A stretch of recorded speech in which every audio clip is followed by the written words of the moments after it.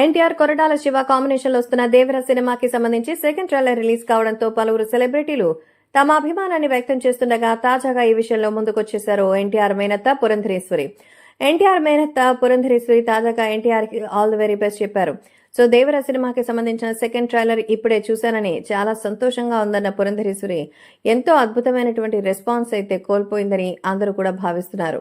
ఎందుకంటే అది మేబీ మీకు సంబంధించిన పార్టీకి సంబంధించిన వ్యవహారం వల్ల లేకపోతే ఇంకా ఏంటో తెలియదు కానీ మొత్తానికి పురంధరేశ్వరి మాత్రం ఎన్టీఆర్ పై ప్రశంసల వర్షం కురిపించారు.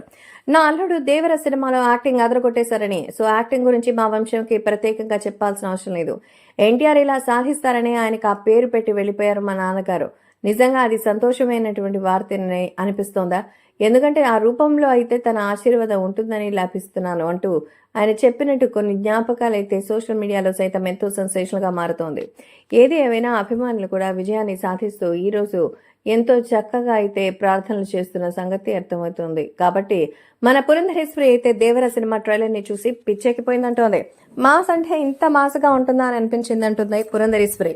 అలాగే కొన్ని షార్ట్స్ చూస్తుంటే నాన్నగారు ఎన్టీఆర్ ని చూసినట్టు అనిపిస్తోందని, అందుకే బహుశా ఆ పేరు ఆయనకి పెట్టి ఉంటారు అంటూ చెప్తున్నారు.